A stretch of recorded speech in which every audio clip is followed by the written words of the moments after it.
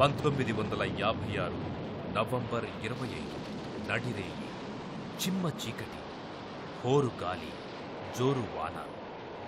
మనిషికి మనిషి కనపడని స్థితి.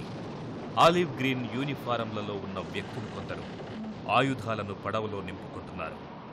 ఆ ప్రచండ తుపాను వాతావరణంలో మెక్సికో తీరం నుంచి నౌకల ప్రయాణాన్ని అధికారులు నిషేధించారు. కానీ చడీ చప్పుడు లేకుండా ఆ చిన్న పడవ మాత్రం భీకర కెరటాలతో యుద్ధం చేస్తూ పయనిస్తోంది. ఏ క్షణాన ఏమవుతుందోనని పడవలోని వారంతా భీతి చెందుతుంటే, వారి నాయకుడు పొడగరి స్ఫురద్రూపి అయిన ఓ 30 సంవత్సరాల యువకుడు మాత్రం అకస్మాత్తుగా ఆ తుపాను రాత్రి ఓ పాట పాడనారంభించాడు. సహచరుల నరనరాల్లో నిప్పు కణికలు వెలిగించాడు. పడవలోని వారు సైతం ఆ స్వరంతో జతకలిపారు. అది క్యూబా జాతీయ గీతం. ఆ నాయకుడు ఫెడల్ కాస్ట్రో. బవిరిగడ్డం, వింతైన టోపీ, చురుకైన చూపులు, గెరిల్లా యూనిఫామ్, హవానా చుట్ట, జలపాతంలా ఎగిసిపడే సుదీర్ఘ ప్రసంగాలు. ఇవే ఆయనను ఈ శతాబ్దంలో ఓ ప్రత్యేక వ్యక్తిగా భూగోళంపై నిలిపాయి. హోచిమిన్, గాంధీ, లుమంబా, మండేలా, ఇంకా ఎందరో యోధుల పేర్లు మానవజాతి విముక్తి పోరాటాలతో ముడిపడి ఉన్న కాస్ట్రో పేరుకు మాత్రం ఓ వింత రంగు, రుచి, వాసన ఉన్నాయి. క్రిస్టఫర్ కొలంబస్ క్రీస్తు శకం 1492లో ఆ దీవిని కనుగొన్నప్పుడు మానవులు ఇంతవరకు కని విని ఎరగని సుందర ద్వీపంగా క్యూబాను అభివర్ణించాడు. అయితే ఈ భూలోక స్వర్గపు చరిత్ర అంతా కష్టాలు, కడగండ్లే. పలు లాటిన్ అమెరికా దేశాలు స్పెయిన్ వలసల నుంచి బయటపడినా క్యూబా మాత్రం 19వ శతాబ్దంలోనూ వలసలో మగ్గింది. వలస నుంచి విముక్తి కోసం క్యూబా 1868 అక్టోబర్ 10న సుదీర్ఘ పోరాటం ఆరంభించింది. అయినా ఫలితం దక్కలేదు. ఈ క్రమంలో తిరుగుబాటుదారుల పట్ల అమెరికా సానుభూతి చూపింది. అదే సమయంలో తన దేశ నౌకల ప్రయాణానికి కీలకమైన పనామా కెనాల్పై పట్టు సాధించేందుకు క్యూబాను తన పరిధిలో ఉంచుకోవాలని ఆశించింది అమెరికా. ఎట్టకేలకు 1902లో క్యూబా స్వతంత్ర దేశమయ్యింది. అయితే ఓ ఒప్పందానికి అంగీకారం తెలపాలని అమెరికా ఒత్తిడి తెచ్చింది. ఆ ప్రకారం క్యూబా భూభాగంపై సైనిక స్థావరాలను ఏర్పాటు చేసుకునేందుకు తాను అవసరమని భావించినప్పుడు క్యూబా వ్యవహారాలలో జోక్యం చేసుకునేందుకు అమెరికాకు హక్కు లభించింది. ఫలితంగానే క్యూబా వ్యవహారాలలో అమెరికా నిత్యం జోక్యం చేసుకోగలిగింది. ఈ నేపథ్యంలో ఫెడల్ కాస్ట్రో ఓరియంటల్ ప్రావిన్స్ తీరంలోని మయారీలో తన తండ్రి చెరకు తోటలో జన్మించాడు. అతని బాల్యం పైలాపచ్చీసుగా సాగింది. పొడగరి, దృఢకాయుడైన ఫెడల్ తన కుటుంబంలోని పిల్లలతో కలిసి విస్తారమైన తండ్రి చెరకు తోటల్లో పరిగెడుతూనో, గుర్రపు స్వారీ చేస్తూనో గడిపేవాడు. అదుపాజ్ఞలు లేని అనంతమైన శక్తి ఉన్న పసివానిగా ఎదిగాడు. దగ్గర్లో ఉన్న నదిలో స్నేహితులతో కలిసి ఈదటం అంటే అతనికిష్టం. అయితే సముద్రం కూడా అతనికి ప్రాణం. 1942లో హవానాలో ఫెడల్ హైస్కూల్ విద్య ఆరంభమయ్యింది. రోమన్ క్యాథలిక్కులు నడిపే ఉన్నత వర్గాలకు మాత్రమే అందుబాటులో ఉండే బెలెన్ ప్రిసరేటరీ స్కూల్లో చదువుతో పాటు జీవన పాఠాలు నేర్చుకున్నాడు. పాఠశాలలో ఉండగా తెలివైన విద్యార్థిగా, అద్భుత వక్తగా, ఛాంపియన్ అథ్లెట్గా గుర్తింపు పొందాడు. 1944లో క్యూబాలోనే అత్యుత్తమ హైస్కూల్ అథ్లెట్గా ఎంపికయ్యాడు. 1945లో పాఠశాలను వదిలేటప్పుడు అతని ఫోటో కింద రాయబడ్డ మాటలివి. తన జీవితపు పుస్తకాన్ని ఇతను అద్భుతమైన పేజీలతో నింపుకుంటాడన్నది నిస్సందేహం. ఆ తరువాత అతని జీవితం ఆ విషయాన్నే నిరూపించింది.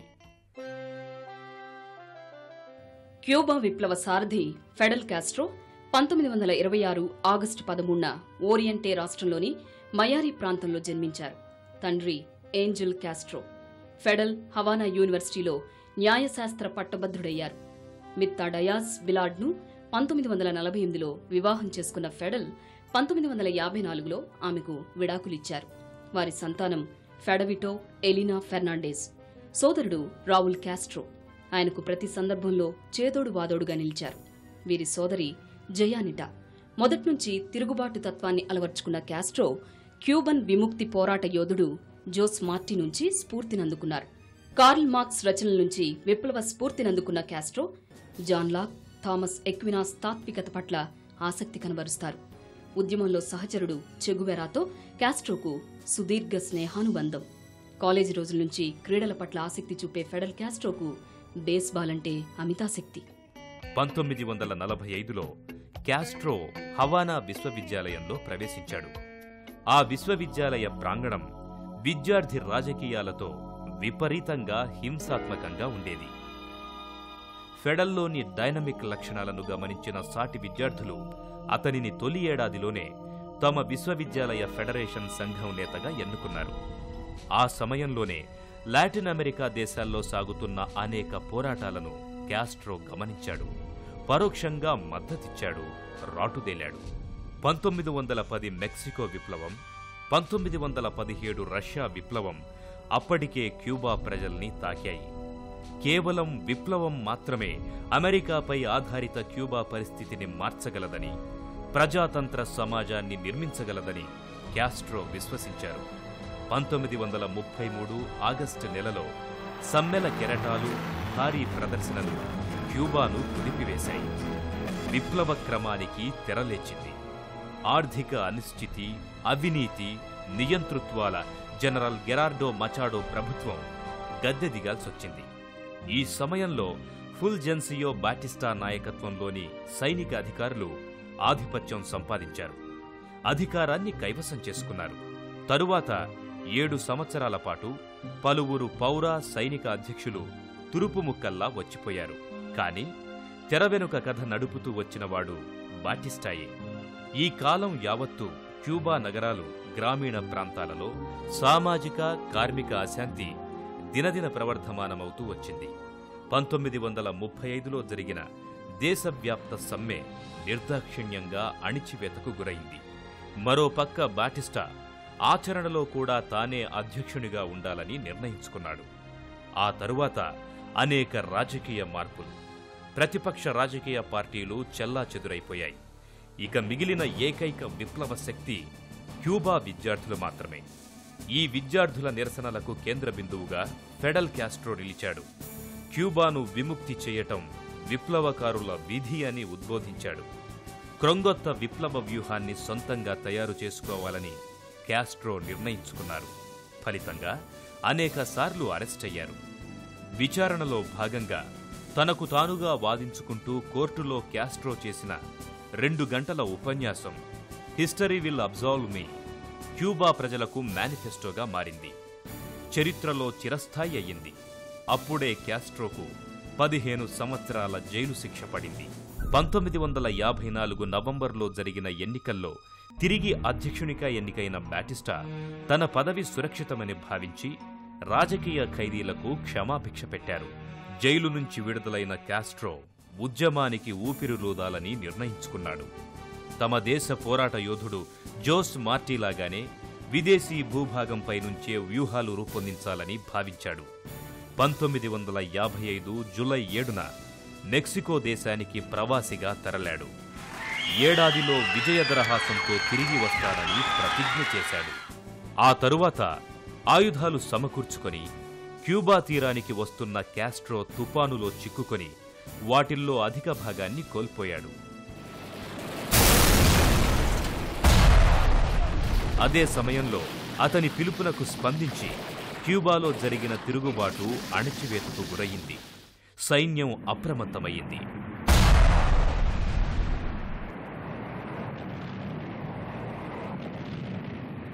తాము క్యూబా తీరాన్ని చేరటాన్ని ప్రభుత్వం గుర్తించిందని కాస్ట్రో గ్రహించారు. దాంతో కాస్ట్రో, అతని సహచరులు నిద్రాహారాలు లేకుండా 3 రోజుల పాటు సురక్షిత ప్రదేశాన్ని వెతుక్కుంటూ ముందుకు సాగారు.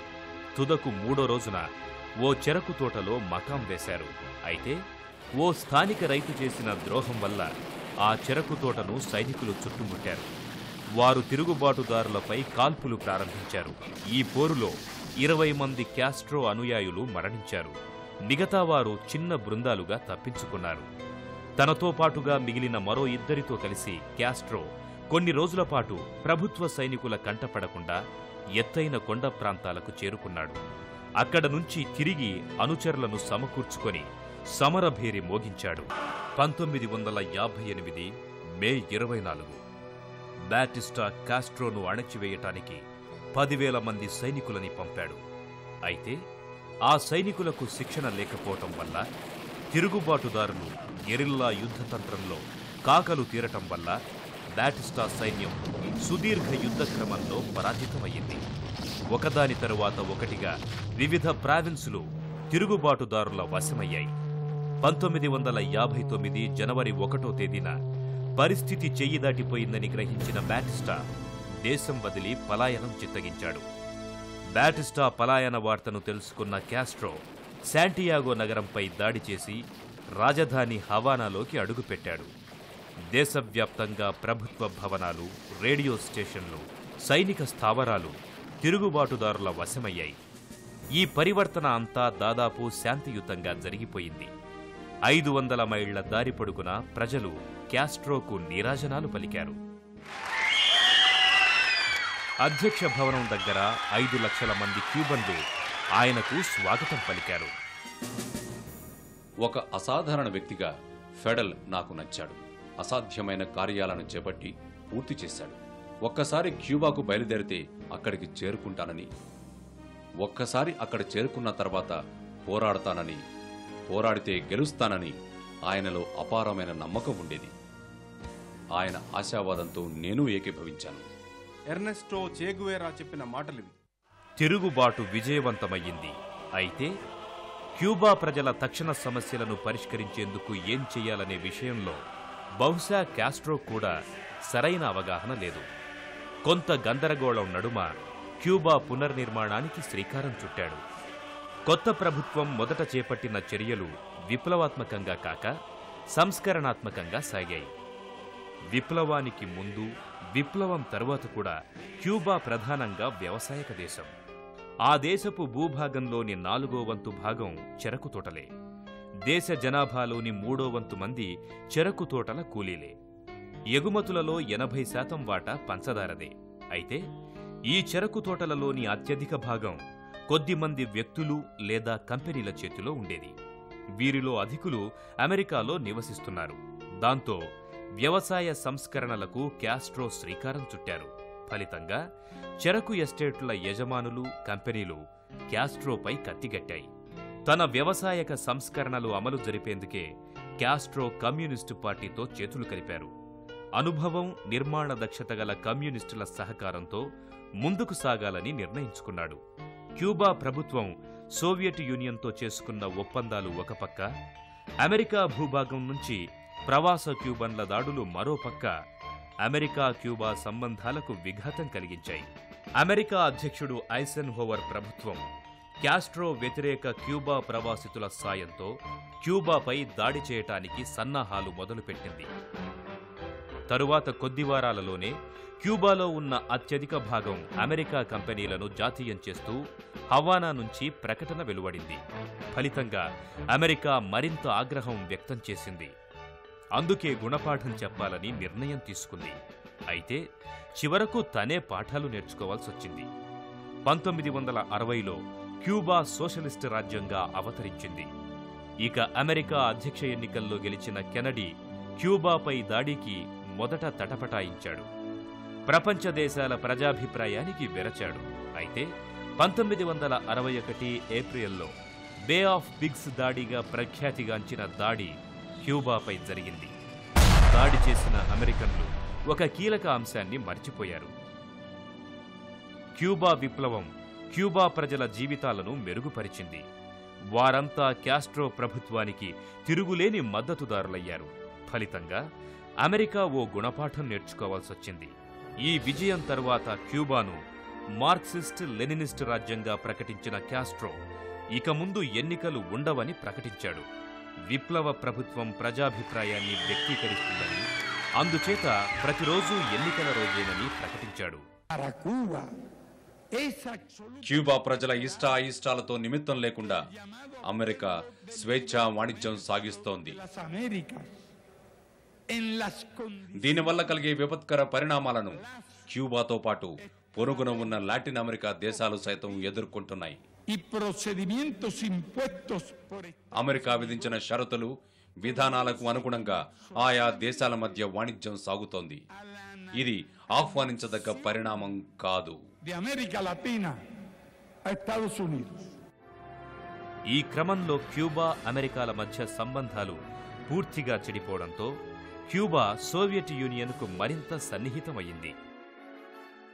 ఈ సందర్భంలోనే అణ్వాయుధ క్షిపణులతో సహా మరిన్ని రక్షణ రంగ ఆయుధాలను క్యూబాకు సరఫరా చేస్తామని రష్యా వాగ్దానం చేసింది. దీన్ని అమెరికా భరించలేకపోయింది. క్యూబా మిజైల్ సంక్షోభంగా పేరుగాంచిన చారిత్రక ఘట్టానికి తెరలేచింది. అమెరికా సోవియట్ యూనియన్ల మధ్య చిచ్చు రగులుకుంది. ఈ సంఘటన భూగోళాన్ని మూడో ప్రపంచ యుద్ధం ముంగిటకు నెట్టింది. అమెరికా వెనక్కు తగ్గింది. క్యూబాపై అమెరికా దాడి చేయనని వాగ్దానం చేస్తే తమ క్షిపణులను తొలగిస్తామని క్రుష్చేవ్ ప్రతిపాదించాడు. అమెరికా దీనికి తక్షణం అంగీకరించింది. ఈ వ్యవహారమంతా క్యాస్ట్రోతో సంప్రదించకుండానే జరిగిపోయింది. దీంతో క్యాస్ట్రో అగ్రహోదగ్ధుడయ్యాడు. అయితే అంతర్జాతీయ రాజకీయాలలో క్యాస్ట్రోకు ఇదొక గుణపాఠం. క్యాస్ట్రో అలీన ఉద్యమ విధానాలకు ఇదే ఆరంభం. 1979లో అలీనోద్యమానికి నాయకుడిగా బాధ్యతలు స్వీకరించారు. ఆ తరువాత ఆయన మూడో ప్రపంచ దేశాలకు, ప్రధానంగా ఆసియా, ఆఫ్రికాలోని అనేక దేశాలకు బాసటగా నిలబడ్డాడు. వారి విముక్తి పోరాటాలకు మద్దతిచ్చాడు. అగ్రరాజ్యాల ఆధిపత్య ధోరణులను నిరసించాడు. అమెరికా కుట్రలు, కుతంత్రాలకు ఎదురొడ్డాడు.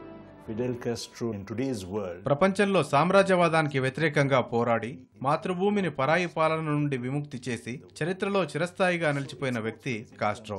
క్యూబా ప్రజలకు బానిస బతుకుల నుండి స్వతంత్రంగా జీవించడం ఎలాగో నేర్పారు. వారి అభివృద్ధి కోసం అహర్నిశలు శ్రమించారు.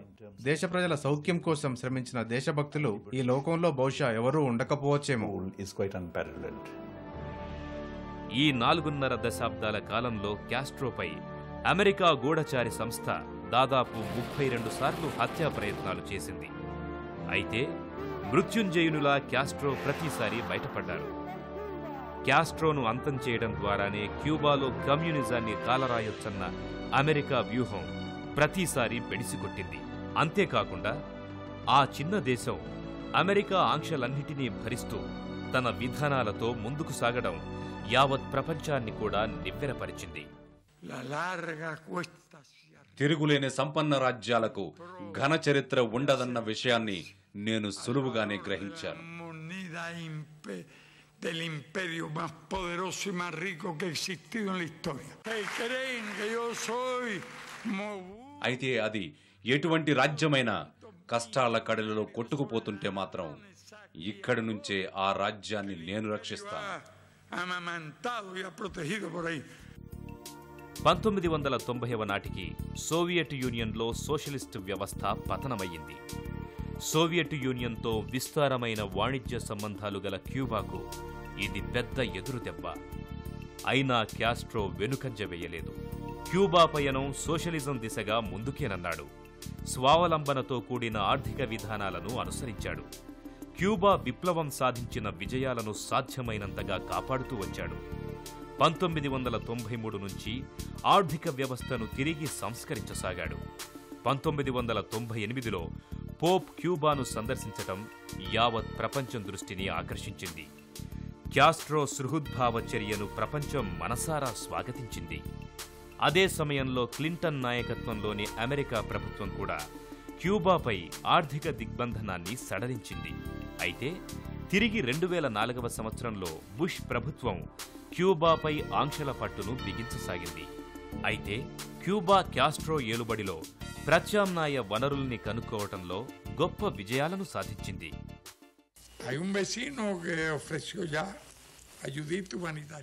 సేవా దృక్పథంతో ఓ పొరుగు దేశం $20,000 ఆర్థిక సహాయంతో ముందుకు వచ్చింది. అదే దేశం $1,000 మిలియన్ ఆర్థిక సహాయంతో మా ముందుకు వచ్చినా మేము స్వీకరించం. మాది అంతర్యుద్ధం అన్న విషయాన్ని వారు గ్రహిస్తే చాలని మేము కోరుకుంటున్నాం. ఈ ఆర్థిక సహాయాలకు బదులు దేశాల మధ్య మూసుకున్న తలుపులు తెరుచుకోవాలని నేను కోరుకుంటున్నాను. అమెరికా నుంచి గాని ఐరోపాలోని మరే దేశం నుంచి ఎటువంటి ఆర్థిక సహాయాన్ని నేను అర్థించడం లేదు. క్యాస్ట్రో సమర్థ నాయకుడే కాదు, క్రాంతదర్శి కూడా. క్యూబాని బలమైన ఆర్థిక శక్తిగా మలచిన ఘనత ఆయనది. అభివృద్ధి చెందిన దేశాల స్థాయికి దేశాన్ని పురోగమింపచేసిన గొప్ప వ్యూహకర్త ఆయన. విప్లవానంతరం దేశంలో తొలి విప్లవ చర్యలుగా 6 రంగాలలో క్యాస్ట్రో పెను సంస్కరణల్ని చేపట్టాడు. భూమి, కూడు, గూడు, విద్య, పారిశ్రామికీకరణ, ప్రజల ఆరోగ్య సమస్యలపై సమరశంఖం పూరించాడు. అద్భుత ఫలితాలను సాధించాడు. సంపూర్ణ అక్షరాస్యత సాధ్యమైంది. నిరుద్యోగ నిర్మూలన అసాధ్యం కాదని నిరూపించింది. విద్యా, వైద్య రంగాలలో ఉచిత సేవలు అందుబాటులోకొచ్చాయి. ప్రజలందరికీ సామాజిక భద్రత లభించింది. నేడు క్యూబా సాధించిన ఈ ప్రగతి ప్రపంచ దేశాలకే ఒక చక్కని పాఠం. స్వేచ్ఛా మార్కెట్ శక్తులకు లొంగకుండా దేశీయ వనరులను సమర్థంగా ఉపయోగించుకోవటం, దేశీయ శ్రామిక ఉత్పాదనలు పుష్కలంగా పెంచగలగడం వంటి ప్రత్యేక ప్రణాళికలతో క్యాస్ట్రో ముందుకు నడిచాడు. దేశంలో చమురు ఉత్పత్తి, విద్యుత్తు, బయోటెక్నాలజీ, చక్కెర వంటి పరిశ్రమల పురోభివృద్ధికి క్యాస్ట్రో చేసిన కృషి పారిశ్రామిక విప్లవానికి నాంది పలికింది. ఈ చర్యలే తదనంతర కాలంలో దేశ ఆర్థిక స్వావలంబనకు కీలకాంశాలుగా మారాయి. ప్రజాప్రమేయం ఉన్న సుస్థిర సామాజిక వ్యవస్థకి దేశంలో పునాదులేసిన ఆదర్శనీయుడు క్యాస్ట్రో. క్యూబాలో భాగం సోషలిజాన్ని చాలా పెద్ద ఎత్తున ఆయన కన్సాలిడేట్ చేసుకుని బలపరచడం జరిగింది. దీనికి ముఖ్యంగా ఆయన యొక్క కాంట్రిబ్యూషన్ ఒకటి ఉంది. దాంతోపాటు క్యూబన్ ప్రజానీకాన్ని ఏ విధంగా కలుపుకుని ఒక కలెక్టివ్గా దీన్ని సాధించగలిగారో అది ఒక పెద్ద గుణపాఠం. గత 40 సంవత్సరాల నుంచి దాదాపు విప్లవాన్ని సాధించిన తర్వాత ఆయన అనేక అంశాల మీద అధ్యయనం చేసి నిర్దిష్టంగా దాని ఆధారంగా తన విధానాల్ని అనుసరిస్తూ దీన్ని సాధించగలిగారు. రోజువారీ రాజకీయ కార్యకలాపాలలో క్యూబా ప్రజల పాత్ర, ప్రమాణాల స్థాయి పశ్చిమ దేశాల స్థాయి కన్నా ఎంతో మెరుగ్గా ఉండటమే దీనికి దాఖలా. రసాయనాలను ఉపయోగించి చేసే వ్యవసాయం స్థానంలో మరే ఇతర దేశం చేయని రీతిలో క్యూబా ఆర్గానిక్ వ్యవసాయాన్ని కూడా విజయవంతంగా ప్రవేశపెట్టింది. చెరకు పిప్పిని వాడి తన విద్యుత్ అవసరాలను మొత్తాన్ని బయోమాస్ కన్వర్షన్ ద్వారా క్యూబా తీర్చుకోగలుగుతుంది. ఇక అంతర్జాతీయ క్రీడా పోటీలలో క్యూబాది ప్రత్యేక స్థానం. 100 కోట్లకు పైగా జనాభా ఉన్న మన దేశం ఒలింపిక్స్లో ఒక్క పతకం సాధించడానికే నానా అవస్థలు పడుతుంటే క్యూబా అవలీలగా 10-15 పతకాలు సాధిస్తూ యావత్ క్రీడా ప్రపంచాన్నే నివ్వెరపరుస్తోంది. క్యూబా బాక్సర్ బరిలోకి దిగాడంటే ప్రత్యర్థి చిత్తు కావటం అనివార్యం అన్న స్థాయిలోకి క్యూబా క్రీడారంగం ఎదిగింది. అందుకు కారణం క్రీడలకు సంబంధించి క్యాస్ట్రో వేసిన బలమైన పునాదులు, ప్రణాళికలు. ఆడంబరాలు, అట్టహాసాలకు క్యాస్ట్రో కడుదూరం. నిత్యం ప్రజలతో మమేకమవుతూ ప్రజల నడుమ నివసించే దేశాధ్యక్షుడు క్యాస్ట్రో. చివరకు ఐక్యరాజ్య సమితి సమావేశాలకు న్యూయార్క్ వెళ్లినప్పుడు కూడా సాధారణ బస్తీలో బస చేసి తానేమిటో లోకానికి చాటాడు.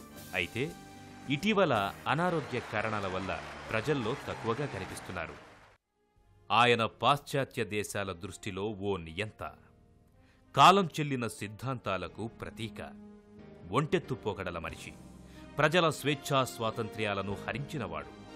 చివరికి అతని బిడ్డలు సైతం ఆయనను వీడి ఇతర దేశాల్లో తలదాచుకున్నారంటే ఆయన ఎటువంటి మనిషోనని పాశ్చాత్య ప్రసార సాధనాలు చాటుతున్న క్యూబన్లు మాత్రం నాటికి నేటికి క్యాస్ట్రో మార్గాన్ని అనుసరిస్తున్నారు, అజేయంగా పయనిస్తున్నారు.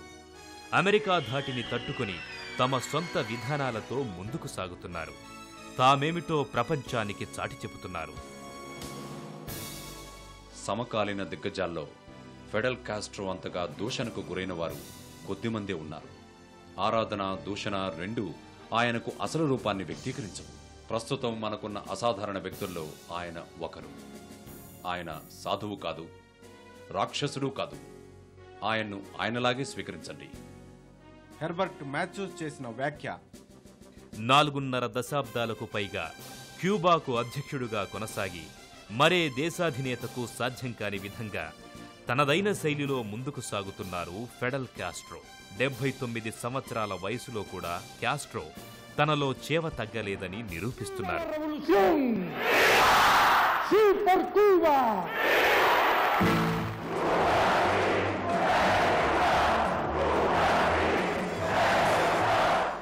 బడుగు దేశాల ప్రజలకు బాస్టగా నిలుస్తున్నాడు.